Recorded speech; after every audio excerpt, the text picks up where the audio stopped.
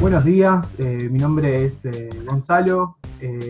Estamos acá en la revista Cine Fantástico y Bizarro. En esta oportunidad tenemos a Nacho Aguirre, director de la película Lleno de Ruido y Dolor, y a Facundo Sáenz Añudo, actor que interpreta un papel bastante interesante.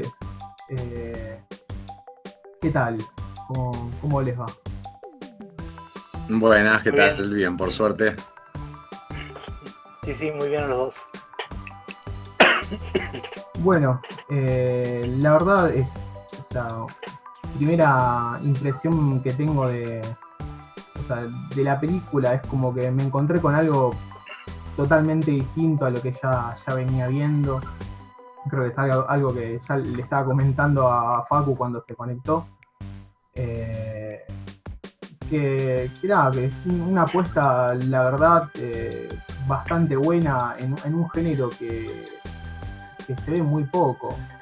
Que es increíble porque, nada, por la cantidad de paisajes que tenemos en la Patagonia, en todo el territorio de la Argentina. Tenemos unos paisajes hermosos y creo que hace mucho no veía un western argentino como este, también con toda la historia de los bandoleros, que son...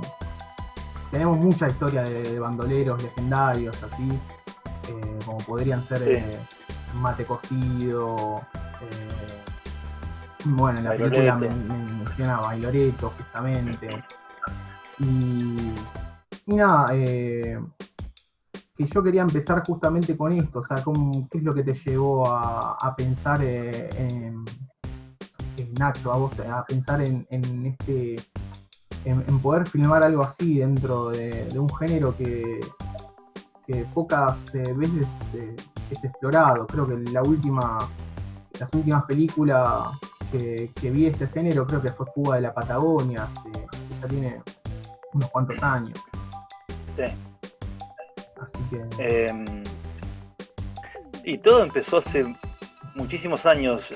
Encontré un archivo, una crónica policial en un archivo histórico y a partir de ahí empecé a investigar sobre la historia. Esta crónica la encontré creo que en el 2001, 2002. Enseguida me llamó muchísimo la atención el nivel de violencia que se contaba en la crónica policial. Y lo que empecé a pensar a partir de ahí fue cuáles eran las razones, si es que había alguna que se pudiera explicar, para que estos tipos, estos bandoleros de la Patagonia, fuesen tan violentos y cometieron los atroces delitos que fueron cometiendo en una especie de raíz delictivo que tuvieron durante una semana más o menos, atravesando diferentes parajes y pueblos de la Patagonia. Y lo que se me ocurrió pensar fue ir relacionándolo con cómo era el ambiente patagónico, el ambiente social en ese momento, ¿no? En 1928. Bueno, y teníamos ahí nomás, unos años antes había estado los fusilamientos a los trabajadores en Santa Cruz, ¿no? La Patagonia rebelde, y antes el exterminio de los pueblos originarios, ¿no? De la Patagonia. Entonces todo este territorio estaba cargado de sangre, de violencia. Yo no sé si eso explica por qué estas personas para las que me basé en la película, no sé si se los puede justificar o explicar de alguna manera, pero es parte de lo que a mí me llamó la atención y a partir de lo cual empecé a hacer la película, a escribir la película. Y en realidad algo que a mí me parece notorio es que cuando escribimos esta película junto a Octavio Montiglio, nos dejamos ir, ¿no? Nuestra imaginación voló y creamos todo un ambiente para poder contar esta historia a través de una película y quizás en algún momento se nos fue un poco de las manos porque lo que quisimos contar es casi una superproducción. Es una película súper compleja, con muchísimos actores en escena todo el tiempo, con caballos, ovejas, estos exteriores tan desolados y gigantes que hay acá en la Patagonia. Una película de época, además, ópera prima. O sea, todas las complejidades que se podían juntar en una sola película las juntamos y salió esto. Claro, o sea, fue directamente poner toda la carne al asador, como quien diría. Sí. Y la verdad, o sea, de hecho es algo como que me sorprendió gratamente, o sea, encontrarme también con una puesta en escena, una puesta técnica bastante bien cuidada, sobre todo en cuanto a ambientación, o sea, se ve mucho también en los vestuarios, en la paleta de colores, de la fotografía, los encuadres, como que se siente muy, muy genuino. Y de hecho algo de lo que marcabas al principio, porque mencionaste a la Patagonia Rebelde, que de hecho, o sea, la primera impresión que tuve cuando vi la película fue ver algo como que tomaba muchas cosas de la Patagonia Rebelde y después lo que se me ocurrió fue, bueno, o sea, lo que me está contando esta película básicamente es lo que pasó después de la Patagonia Rebelde. De hecho, o sea, los personajes, estos bandidos que seguimos a lo largo de la película, me hicieron recordar mucho a una serie de personajes, no sé si se acuerdan de la Patagonia Rebelde, los de la Brigada Roja, que eran esta serie de bandoleros que tomaban las banderas de la revolución de los anarquistas para su propio beneficio y que obviamente fueron expulsados por los verdaderos anarquistas en esa misma película. Es como que... sí. A mí igual me parece que estos personajes están convencidos de lo que dicen, porque no hablan en algún punto a favor de los anarquistas, a favor de los trabajadores, pero también en otro momento dicen que no les importa absolutamente nada eso. O sea, estos personajes tienen esta cuestión de ir de un lado al otro de las ideologías sin ningún problema, porque en realidad su camino es su propia sobrevivencia. No les interesa demasiado qué pasa en sus alrededores, sino simplemente ellos ir sobreviviendo, ir avanzando hasta llegar al fin de su camino. Entonces, para mí eso es algo importante de la película, que si bien ideológicamente tiene un punto que está más arriba que otras ideologías, hay un poco de todo, hay mucha... Viste que el comisario también va de un lado al otro, también en un momento defiende a los poderosos, en otro momento defiende a los pobladores. Este tipo de ¿cómo se dice? Como de ambigüedad. Sí, claro, sí, no era la palabra que buscaba, pero sí sirve bien eso también. Claro, hay una especie de ambigüedad ideológica que me parece que está bien en la película, que está bien mostrada y desde muchos puntos de vista diferentes. Sí, como que hay una atmósfera bastante violenta que envuelve a todos los personajes, más allá del bien y el mal, que es algo que se ve mucho en el western más clásico. Este western como que toma más cosas del spaghetti western, que muestra como ambigüedad de los personajes, uno como que no puede estar del 100% a favor de uno o en contra del otro, como que siempre se encuentran con las contradicciones que en realidad son las mismas contradicciones que los envuelve por la sociedad en la que se desarrollan.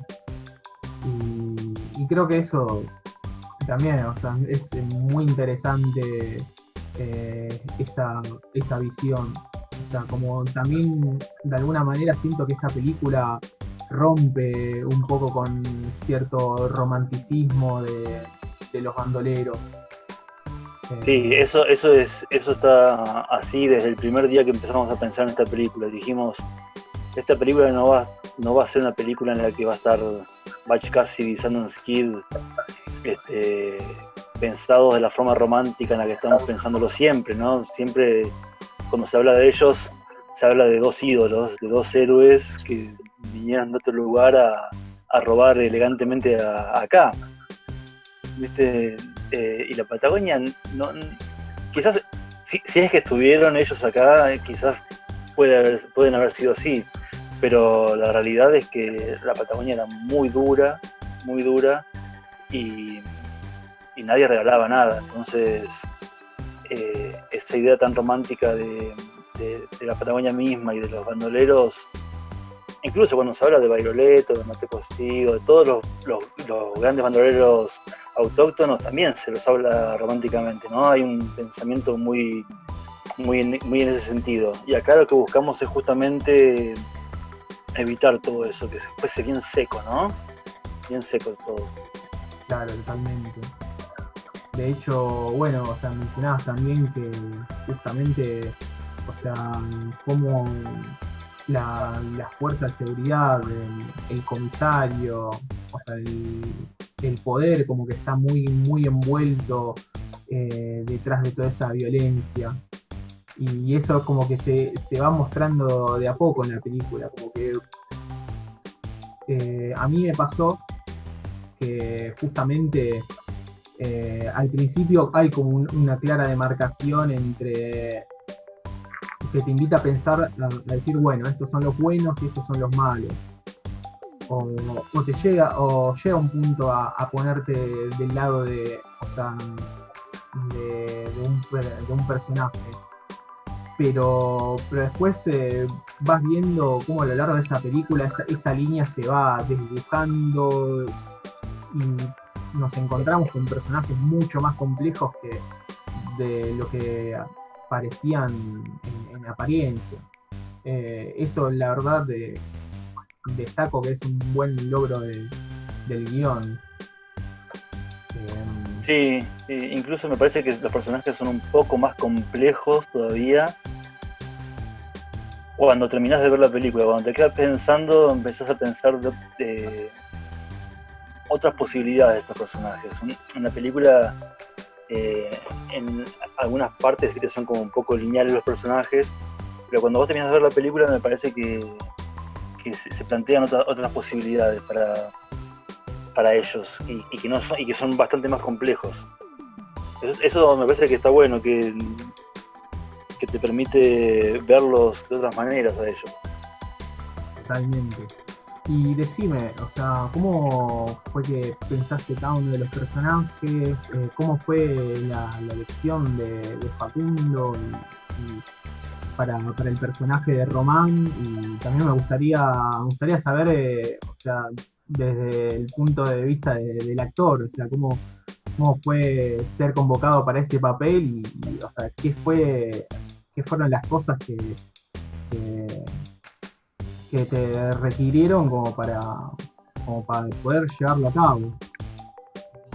Bueno, mira, sí, le cuento desde el principio. Mira, yo llegué último al casting, quedaban 10 segundos de casting, pues estaban retirando, les digo, ¿puedo pasar? Y llegué de camisa, con anteojitos, camisa blanca, peinadito, afeitado, o sea, de que bandolero no iba a dar nunca. Y la verdad me presenté sin más, porque bueno, soy actor y tampoco sabía bien de qué venía la película. Y pasó un año y pico, algo así, ¿no, Nacho? hasta que me convocan y me da, la verdad, un pedacito de guión, un texto, en donde en el monólogo se explaya un poco el personaje y cuenta que no siempre fue un bandido, no siempre fue un malhechor, ni un tipo malo desde siempre. Y a mí eso me abrió una posibilidad. Todavía no había leído el guión, pero ya me interesaba. Y nada, una vez que lo leo, me doy cuenta que el personaje es complejo, que ciertamente no había sido un tipo malo o un tipo resentido en otro momento de su vida. Y bueno, leyendo bien el guión me fui dando cuenta que desde dónde me agarraba yo para ser un tipo malo en serio, ¿viste? ¿Cuál era su conflicto interno? ¿Cuál era el conflicto del personaje más allá de las acciones que iba a tener después? ¿Por qué era su decisión ser un asesino? Bueno, la verdad a mí me divirtió muchísimo. Porque eso, para mí tiene, como dijo Nacho, ¿no? Por ahí al principio no te das cuenta, bien, parece un poco lineal, pero al terminar de ver la película podés ir vislumbrando, cuál es el leitmotiv del tipo, por qué decide formar una banda o transformarse en un malhechor.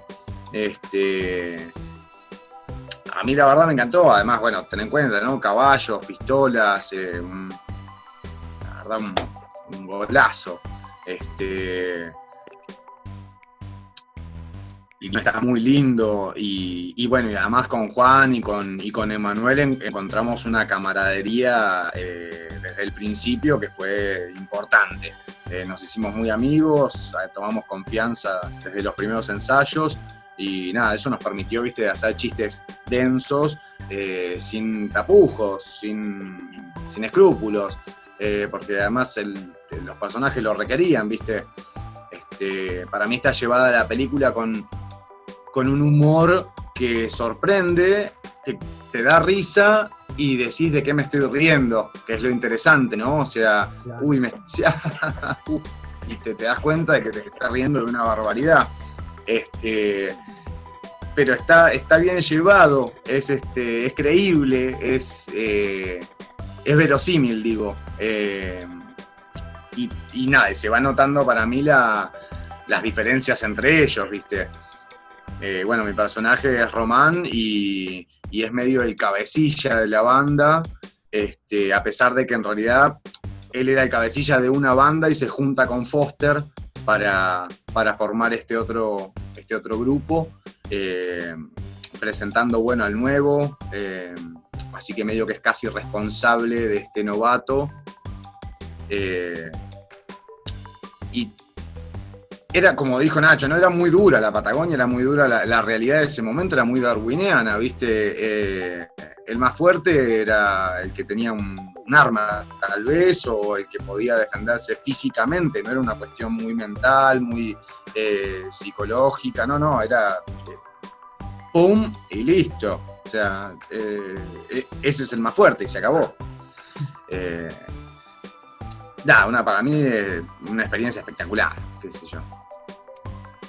Me imagino, totalmente.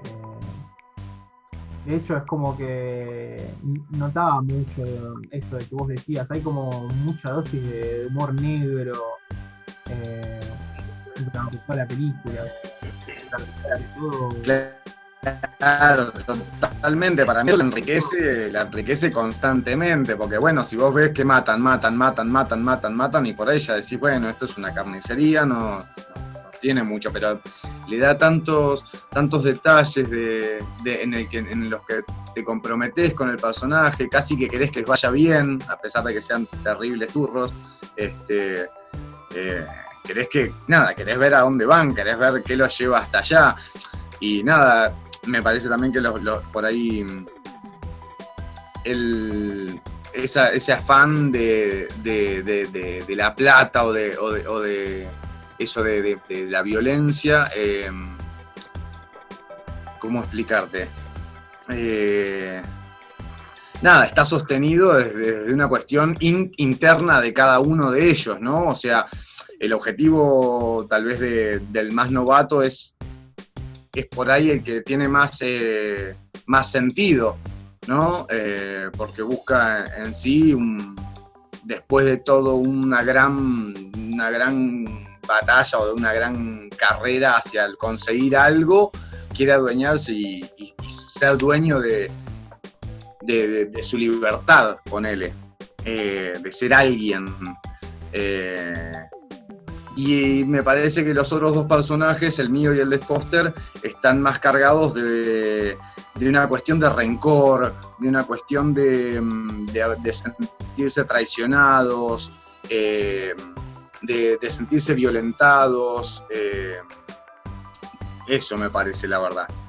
Están sostenidos desde ahí, desde una violencia anterior.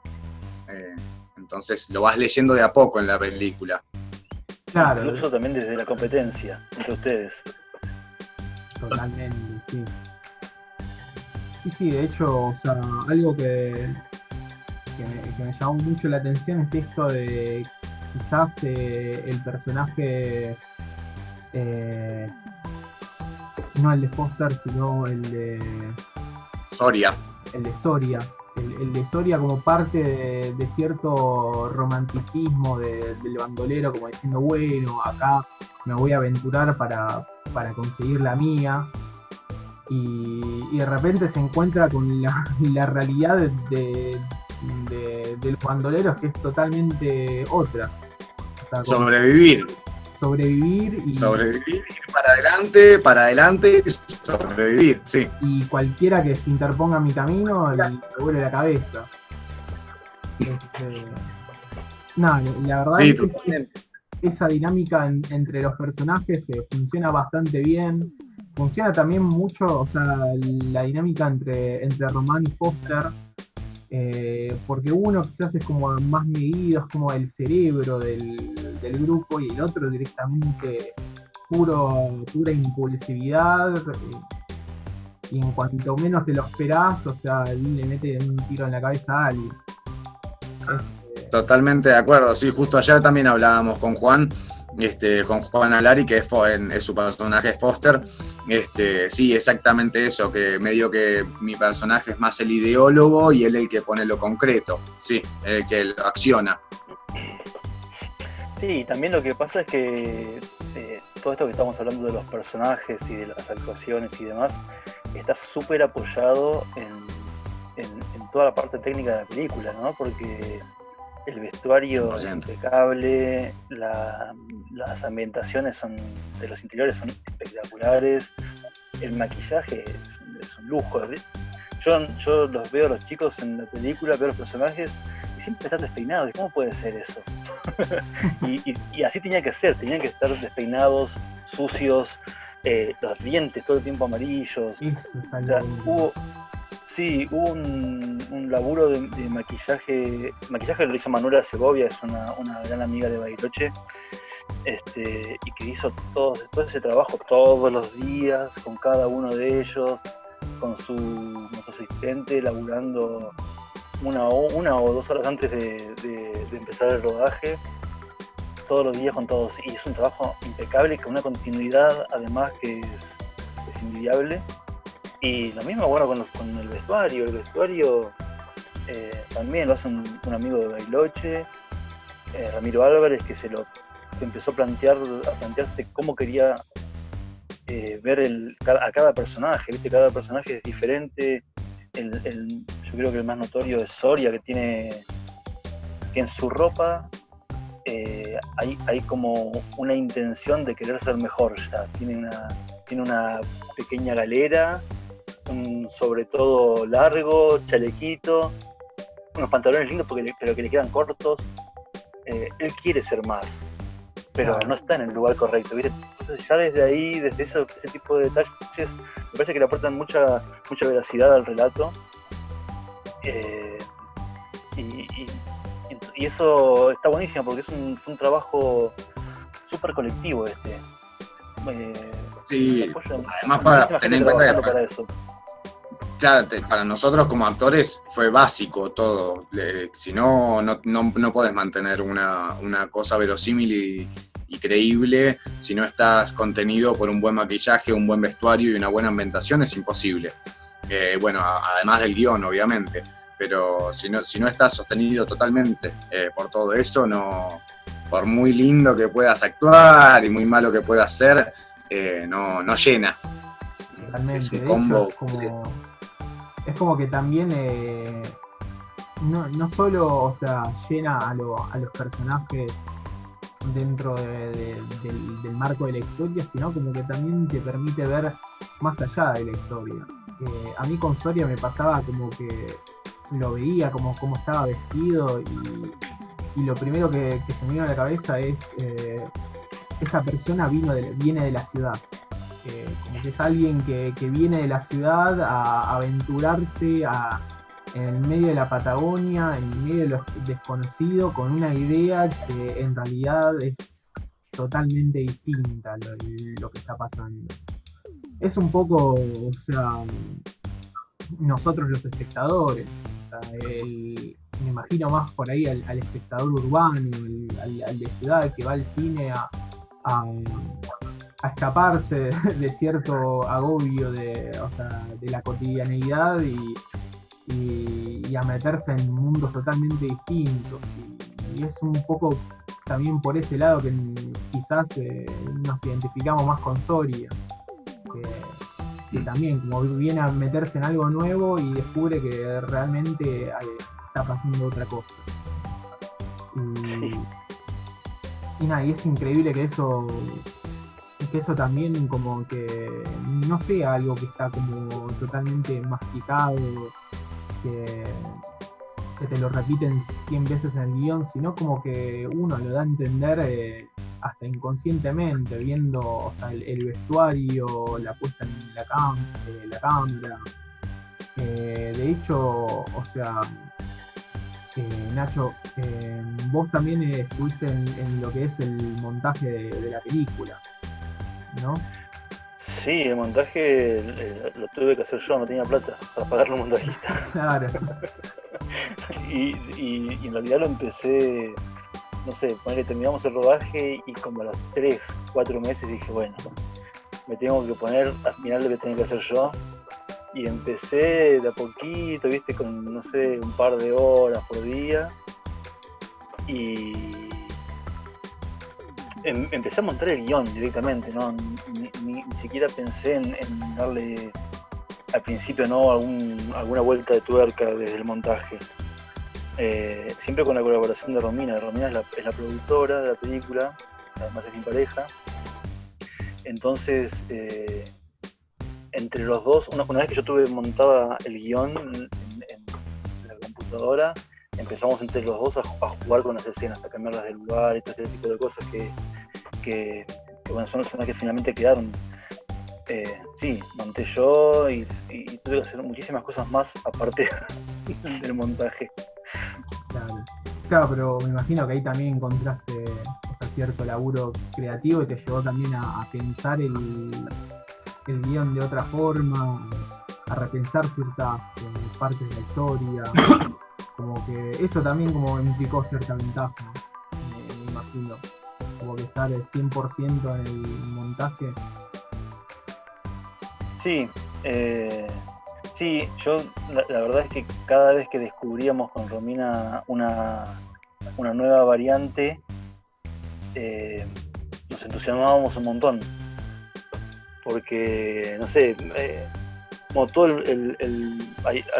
hacia la segunda mitad de la película hay como varios montajes paralelos y le daban una intensidad y un ritmo completamente diferente a lo que estaba puesto desde el guión. Entonces esos pequeños descubrimientos en el montaje son fabulosos y también demuestran que las películas se filman, pero después hay que montarlas y ahí es donde se encuentra el verdadero jugo de la película. El montaje es algo que es fundamental, es increíble la importancia que tiene en contar, en qué vas a contar en una historia. Está en el final del proceso prácticamente. Claro. Es increíble. Totalmente. Bueno, de hecho, o sea, nos contabas que esta era tu primera película, tu ópera prima. Previamente a dirigir esta película, ¿a qué te dedicabas? Mi trabajo es otra cosa, no tiene nada que ver con el cine. Yo soy un trabajo de técnico en una empresa y hago eso porque el cine no me alcanza para vivir de ninguna manera. Pero siempre, todo el tiempo estamos proyectando intereses nuestros, cosas que queremos llevar a la pantalla, ¿no? Y de hecho, bueno, con Romina, entre los dos hace mucho tiempo dirigimos un documental llamado Daulagiri en 1954, Argentinos al Himalaya. Es un documental que se hizo cuando se cumplieron 50 años de la primera expedición argentina al Himalaya, un documental de montaña e histórico, súper interesante, que lo dirigimos entre los dos, lo montamos entre los dos, lo produjimos entre los dos, hicimos todo nosotros prácticamente. Y nos dio muchas alegrías ese documental. Y después yo me dediqué produje un par de series que dirigió ella. Y ahora le tocó a ella producir esta película. Nos vamos como alternando de los dos, porque los dos queremos dirigir. Y bueno, es lo que más placer nos da a los dos. Así que sí, es mi ópera prima, es una ópera prima rarísima, porque hemos hecho como documental más que nada, y largarse a hacer una ópera prima como esta es rarísimo. Y más en la Patagonia, viste que el cine generalmente en Argentina se hace desde Buenos Aires. Claro, totalmente. Incluso si vienen a contar una historia que es de acá, vienen de allá a contarla. Entonces, todos estos pequeños detalles que nos llevaron a esta película para mí tienen mucha importancia. Totalmente. De hecho, te iba a preguntar respecto a... Bueno, o sea, me contabas cómo fue tu encuentro con el cine, como que hasta hace no mucho era algo, una faceta tuya que quizás por ahí no la tenías tan descubierta. No es, corregime si estoy mal, pero no es por ahí el caso de alguien que se preparó, estudió cine durante mucho tiempo y lanza su primera película, sino como que es algo como que una vocación que la fuiste encontrando. Yo estudié cine, pero desde que terminé de estudiar hasta que hice esta película pasaron 20 años. En el medio hice algunas cositas, pero nunca a este nivel de complejidad y de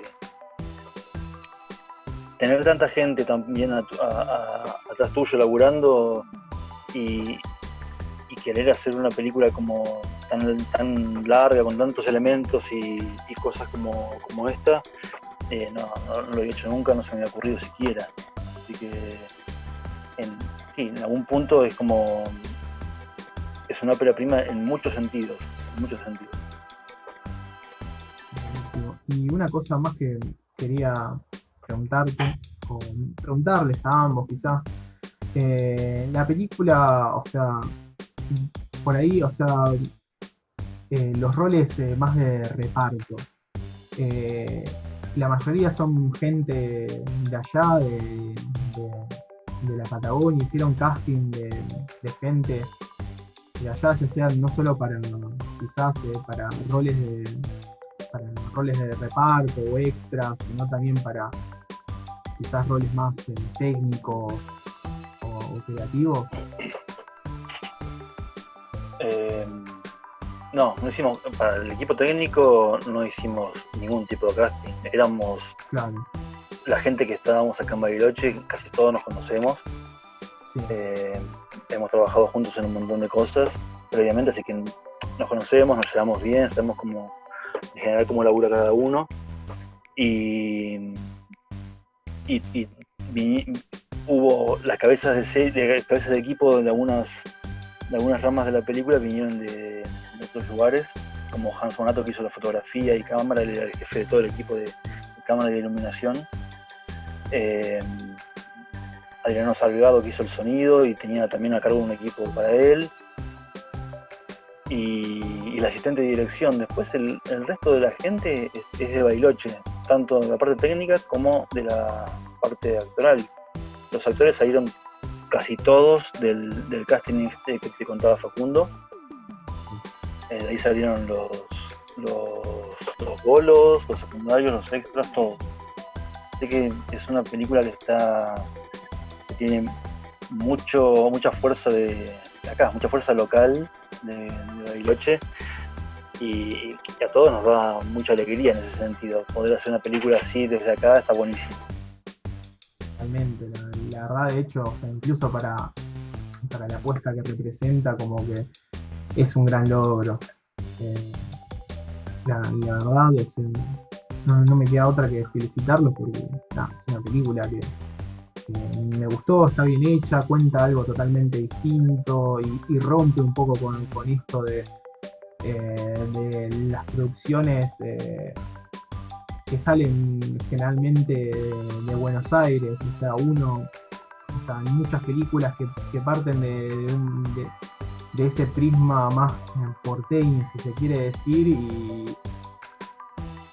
y quizás no es lo mismo que alguien que te cuenta esa historia, pero desde un lado más más local, o sea, como más en primera persona. O sea, sí. Seguramente cuando estuviste escribiendo el guión o pensando la historia, seguramente te encontraste con muchas cosas personales que te atravesaron a la hora de conseguirla, cosas que quizás son también, incluso problemáticas, que son propias de Bariloche, de la Patagonia. ¿Puede ser? Sí, por supuesto. Ya, bueno, de entrada, el lugar donde suceden el primer delirio de estos tipos en la realidad es un lugar que está cerca de Bariloche, que es un lugar al que yo iba de chico a pasar el día, ¿no? Y sin saberlo tampoco que había pasado esas cosas ahí. O sea, ya desde ahí tenés una motivación que es muy fuerte, y eso pasa con esa motivación desde la geografía, desde el paisaje, está en toda la película. Está en toda la película porque son los lugares que yo he ido recorriendo desde chico, y sí, pasa eso porque es mi lugar, ¿no? Y estas cosas pasaron acá. No había otra forma que contar todo esto acá, desde alguien desde acá, me parece. Claro, totalmente. Che, Gonzalo. Sí. Yo ahora hoy egresa mi hija. Así que en un ratito a las 6 arranca eso. Dale, sí, yo quería cortarlo ya también un rato. Quería hacerte una pregunta más y dale. Cortamos. Quería hablar más que nada de la música, porque me pareció, la musicalización de la película me pareció como algo bastante bueno. O sea, me gustaría incluso escuchar un soundtrack aparte, tenerlo ahí, como que la verdad que me gustó bastante. ¿Cómo fue la idea de encontrarse? Mirá, ahí tenemos un amigo también de Bariloche que tiene un grupo que se llama Banda de Sonido de Películas que no existen. Creo que conozco. Y ellos escriben un pequeño guión, y cuando lo presentan al público hay un locutor que lee la escena y después ellos tocan la música de esa escena. Y es una idea que está buenísima, conceptualmente está muy bueno, Y cuando yo los escuché por primera vez dije, me encantaría que hicieran la música de ellos, de la película. Y eso maduró y bueno, Sebastián Lema, que es uno de los de esa banda, y Germán Lema, que es su hermano, entre los dos empezaron a escribir la música de la película. Hablamos de que que la música generase una especie de contrapunto temporal con la época de la historia. Entonces los chicos usaron guitarras eléctricas, órgano Hammond, sintetizadores analógicos y digitales, y al mismo tiempo guitarras clásicas para otros momentos, ¿no? Fueron armando un mix con estas cosas. Y la banda de sonido tiene 2 o 3 temas que los escuchás fuera de la película y están buenísimos, son súper con un gancho increíble, así que es otra cosa de que también estamos súper contentos con la banda de sonido, la banda de musical, digamos. Claro, sí, de hecho, o sea, la verdad es como que es una de las primeras cosas que también me llamaron mucho la atención y me gustaron bastante. De hecho, si existiera la posibilidad me gustaría, no sé, encontrarlo en Spotify, en algún lugar donde lo pueda escuchar así como otras bandas. Hay un detalle, vos viste que la película como que está entre la música, digo, está como entretejida en la película, viste, hay muchos momentos que un movimiento corta la música, algo más hace que empiece, está muy bien editada. Sí, eso también es un gran punto, de hecho, totalmente. Así que bueno, esta película, o sea, se estrenó el jueves en Cinear, ¿puede ser? Se estrenó el jueves 10 a las 10 de la noche en Cinear, y repite el sábado 12. Y después está una semana libre, gratuita, en Cinear Play, para todos los que la quieran ver. Y bueno, después queda ahí, ¿no? Para alquilar la película por la módica y increíble suma de 30 pesos por 48 horas. Perfecto.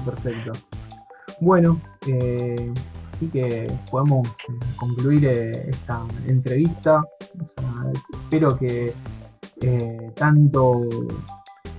la gente la pueda disfrutar tanto como yo la disfruté. Y gracias, chicos, por acceder. La verdad ha sido un placer entrevistarlo. Espero que se repita la oportunidad en algún próximo proyecto. Así que nada, no me queda otra cosa que decirle muchas gracias y eso. Con ustedes, acá estamos con Nacho Aguirre y Facundo Sáenz Añudo de la película Lleno de ruido y dolor. Esto ha sido todo por hoy. Espero que les haya gustado. Muchas gracias. Bueno, muchísimas gracias, que disfruten de la película. Hasta luego.